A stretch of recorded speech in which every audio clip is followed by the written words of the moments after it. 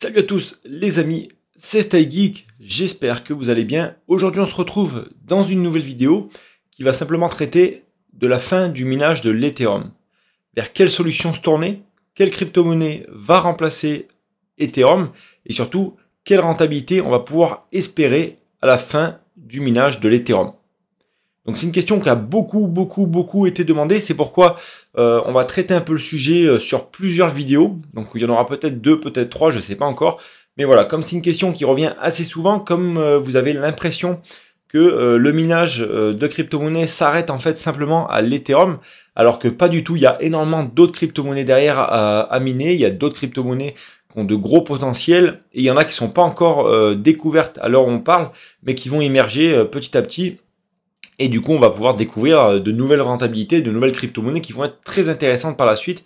Donc, simplement, ouvrez vos esprits et ne vous arrêtez pas simplement à l'Ethereum. Et une fois que c'est fini, n'allez pas penser que le minage de crypto-monnaies va s'arrêter. Depuis tout simplement 2014-2015, quand l'Ethereum est sorti, beaucoup de gens, même depuis Bitcoin, beaucoup de gens ont dit que voilà, chaque année, ils disaient que le minage de crypto-monnaie allait s'arrêter et que ça serait plus rentable, que les États vont poser des barrières, vont poser des limites à ce minage de crypto-monnaie, alors que pas du tout, ça continue, ça perdure depuis bien sûr 2008, depuis la sortie de Bitcoin. Donc chaque crypto-monnaie est arrivé un peu à sa manière.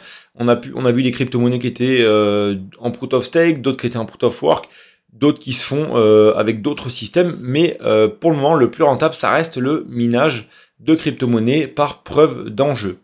Donc pour tous ceux qui arrivent maintenant et qui se demandent alors à quoi ça sert, comment on mine de la crypto-monnaie et comment on est rémunéré, on va faire un petit point, un petit récapitulatif avant d'entrer vraiment dans le vif du sujet de la vidéo. Tout simplement, alors, on a les crypto-monnaies, on va envoyer et recevoir de la crypto-monnaie à travers nos wallets, nos exchanges, etc. Et donc, tout simplement, nous mineurs, qu'est-ce qu'on va faire? On va simplement contrôler et valider, enfin pas nous personnellement, mais plutôt nos machines, nos rigs de minage ou nos ASIC de minage. On va simplement valider, contrôler que la transaction parte bien d'un point A et arrive à un point B. Donc cette transaction va passer par notre rig ou notre ASIC. Notre machine, elle va dire, ok, cette transaction, elle est validée, il va la valider et vous allez la recevoir ou vous allez pouvoir l'envoyer. Enfin, peu importe si vous êtes du côté envoyeur ou receveur. Et donc, simplement, sur cette transaction-là, nous, notre machine, elle va récupérer un pourcentage de ce qu'on appelle les frais, les fees, qui sont dus sur toutes les blockchains de preuve d'enjeu. Et donc, tout simplement, ça va dépendre forcément de la rentabilité de la crypto-monnaie à l'heure actuelle et des frais forcément d'envoi.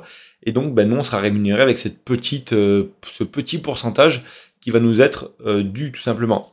Donc en fait, on est un peu comme le rôle d'un intermédiaire entre l'envoyeur et le receveur. On va valider la transaction et recevoir une commission tout simplement. Forcément, plus vous allez avoir d'ordinateurs, plus vous allez avoir d'ASIC, plus vous allez avoir de cartes graphiques, plus vous aurez une ferme de minage conséquente forcément. Derrière, plus vous allez recevoir de gros gains mensuellement, tous les jours, toutes les semaines, enfin peu importe. Ensuite, qu'est-ce qu'on va faire avec cette crypto-monnaie une fois qu'on l'a reçue? On va la récupérer sur un wallet. De ce wallet-là, on va pouvoir soit l'envoyer sur un exchange ou soit la conserver sur notre wallet, suivant ce que vous voulez faire par la suite. Voilà, c'était vraiment juste pour résumer le minage de crypto-monnaie, le basique du basique du basique. Si vous voulez bien sûr une vidéo dédiée sur comment faire, quelle machine, vers quelle machine se tourner, etc., on pourra refaire des vidéos dessus. Je sais que ça intéresse vraiment pas mal de monde derrière. Donc ça sera qu'un plaisir de refaire des petites vidéos comme ça. Maintenant, on va passer un peu à la suite de la vidéo sur quelle crypto-monnaie se tourner, quelle rentabilité on va pouvoir espérer et mon avis personnel sur la future crypto-monnaie pépite, comme on peut l'appeler, qui va être la plus rentable à miner. Par la suite, on se retrouve tout de suite, c'est parti. Donc pour moi, la crypto-monnaie qui va être la plus rentable à miner après Ethereum, ça va être Ethereum classique. J'ai déjà dit dans de nombreuses vidéos, il y en a plein qui ne croyaient pas au projet, qui ont dit que c'était impossible qu'une crypto comme ça puisse monter et avoir un tel rendement presque similaire à l'Ethereum. Mais de toute façon, c'est pas moi qui le dis, c'est les chiffres. Et ça, je vous l'avais dit depuis, ça fait maintenant 8 mois que je vous ai dit que la future crypto remplaçante de l'Ethereum serait Ethereum classique avec une rentabilité qui serait plus ou moins inférieure de 20 à 30%. Donc, depuis ces derniers jours, on a pu observer sur cette crypto-monnaie-là une forte hausse, comme vous pouvez le voir, du graphique de difficulté de Ethereum classique. C'est tout simplement dû à la migration de beaucoup de mineurs qui prévoient en fait directement de passer sur Ethereum classique en prévision d'une forte hausse. Donc ils vont accumuler pas mal de tokens, ils vont accumuler plus de tokens que sur Ethereum forcément, puisque comme la difficulté elle est beaucoup moins importante, et bien on va simplement miner beaucoup plus de crypto-monnaies avec la même puissance équivalente sur Ethereum. Donc ça c'est simple, c'est basique, il n'y a pas grand chose à comprendre et à savoir. Si vous avez une puissance équivalente sur Ethereum, vous basculez sur Ethereum classique, vu que la difficulté est beaucoup plus faible, vous allez miner beaucoup plus de crypto-monnaies. C'est net, c'est précis. En termes de rentabilité, forcément, on sera un peu inférieur à Ethereum, tout simplement, puisque si on fait le comparatif, on va le faire tout à l'heure, de 100 MH sur Ethereum et de 100 MH sur Ethereum classique, eh bien, on va voir qu'il y aura une nette différence. Donc forcément, c'est les taux qui sont variables puisque les cryptos bougent beaucoup en ce moment. Les marchés sont assez agressifs. Hein, ça vend beaucoup, ça achète beaucoup, ça monte, ça descend. Donc forcément, il faut prendre ça avec des pincettes. Il faut faire une moyenne sur 1 mois, 6 mois, 3 mois, comme je vous l'ai toujours dit. Ne pas se fier en fait au jour le jour. Donc forcément, ça c'est quelque chose qui impacte beaucoup les jeunes mineurs quand ils arrivent sur une crypto-monnaie qui commence à miner.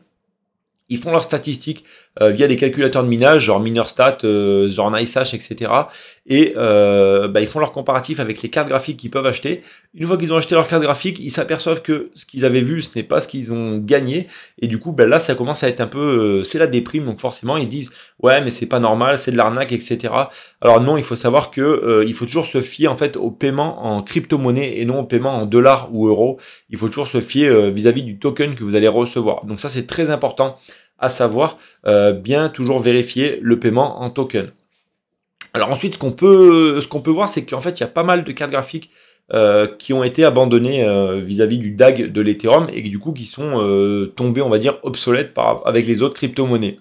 Cependant, il y a une carte graphique qui ressort très très bien au niveau de la performance consommation prix. C'est une carte graphique qui est très intéressante maintenant. Donc elle va le rester pour 3 ans normalement. Et au prix où on peut les avoir maintenant, c'est juste dingue les amis.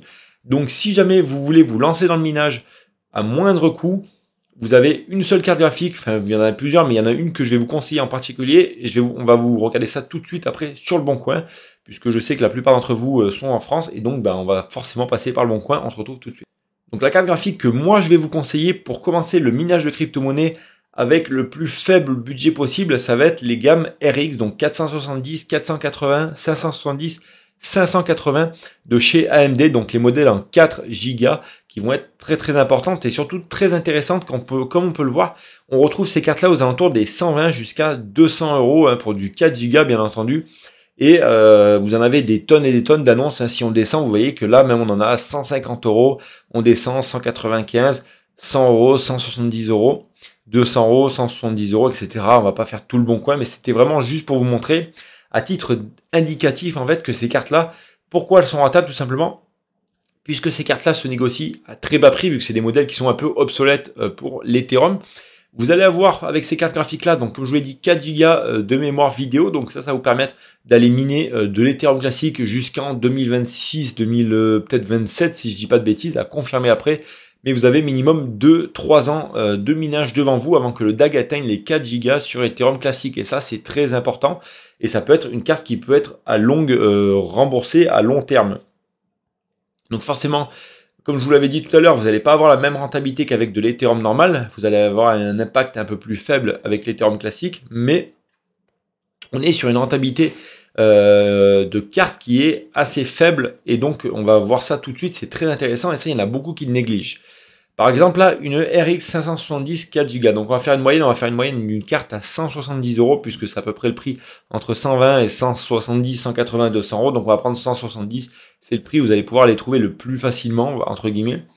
Et donc, c'est les cartes qui vont sortir 30 mH, plus ou moins, donc entre 28 et 32 mH, suivant le modèle de carte, suivant si la carte chauffe, suivant un peu l'usure, etc., le refroidissement, surtout le refroidissement.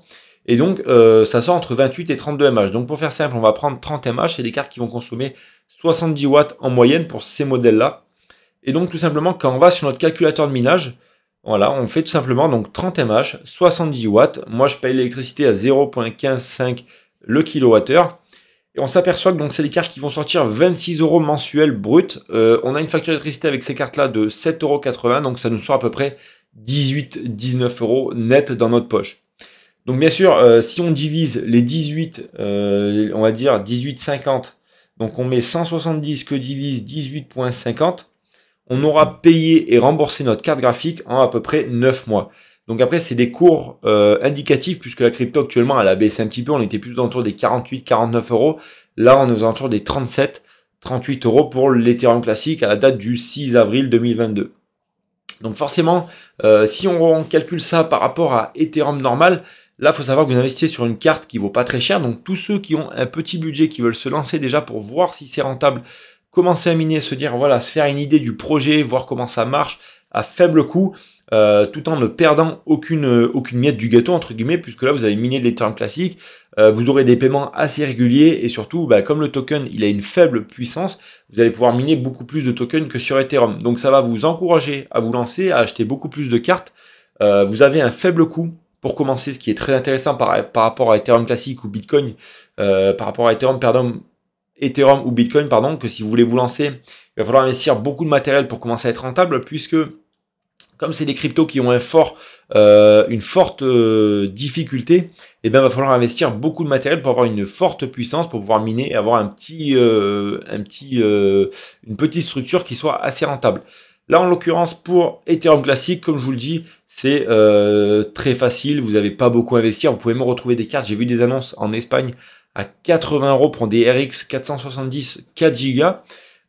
C'est pour ça que j'en ai parlé dans plusieurs vidéos, que je voulais faire des rigs avec du 4 Go pour pouvoir miner Ethereum classique. Je ne l'ai pas encore fait, mais en tout cas, ça ne serait que tardé, puisque là, j'ai ma 3080 ici qui est à vendre. Donc une fois que je la vends, je vais me faire un petit rig avec de la 4 Go tout simplement, pour pouvoir miner de l'Ethereum classique. Pour moi, ça va être le meilleur combo, on va dire, test, rentabilité, et surtout, on va pouvoir stocker un maximum de tokens sans pouvoir impacter derrière notre minage d'Ethereum normal. Donc en tout cas, c'était, encore une fois, ça reste mon point de vue par rapport à l'Ethereum classique. De toute façon, c'est un point de vue, vous pouvez voir dans mes anciennes vidéos où j'en parle, la fin du minage d'Ethereum, quelle crypto-monnaie miner le plus rentable, etc. C'est des vidéos que j'ai fait il y a 6, 7, 8 mois, où je vous disais déjà que l'Ethereum classique va devenir la crypto-monnaie la plus rentable à miner après l'Ethereum. Donc forcément, qu'est-ce qui va se passer une fois que l'Ethereum, on ne pourra plus le miner? Tout simplement, il y a beaucoup de mineurs qui vont transiter, qui vont migrer vers Ethereum classique. Et bon, du coup, ça va faire exploser un peu la difficulté, ce qui sera logique, hein, puisque forcément, la puissance qu'on a sur Ethereum actuellement, ça va être une dinguerie quand on va passer sur Ethereum classique, forcément. Donc, si vous avez déjà miné de l'Ethereum classique et que vous l'avez stocké, c'est très bien. Continuez à stocker, puisque son prix ne va pouvoir que monter dans le futur. Et en tout cas, si vous minez et que vous vendez juste derrière, c'est aussi une bonne solution pour payer et rembourser son matériel. Voilà les amis, en tout cas, j'espère que cette petite vidéo vous aura plu. C'était simplement voilà, vous faire un petit point, parce qu'il y en a beaucoup qui m'ont demandé de faire cette vidéo-là, d'en parler, etc. Parce que forcément, c'est un sujet qui intéresse du monde. Il y a beaucoup qui hésitent avant de se lancer, mais sachez que vous pouvez vous lancer et vous dormir sur vos deux oreilles, puisque le minage de crypto-monnaie ne va pas s'arrêter tout de suite, et ça va perdurer dans le temps. Moi-même, j'ai commencé en 2021, hein, en février. Il y en a beaucoup qui me disaient « Ouais, mais ça sert à rien, faut arrêter de miner la crypto-monnaie, ce n'est plus rentable. » Alors que c'est totalement faux, c'est extrêmement rentable, même à l'heure d'aujourd'hui où je vous parle. Donc en tout cas, je vous remercie, c'était StayGeek d'avoir regardé cette petite vidéo. Je vous retrouve vendredi pour une petite vidéo. En ce moment, j'essaie de faire 3 vidéos par semaine. C'est un peu plus léger pour moi. Ça permet de ne pas faire trop de contenu et que vous ayez, voilà, on se retrouve tous les 1 jour et demi, le lundi, le mercredi, le vendredi. Ça va très bien pour moi et j'espère pour vous aussi. Pense à t'abonner, petit pouce bleu, petit commentaire, ça fait plaisir. Et moi, je te dis à vendredi pour une nouvelle vidéo. Ciao, ciao.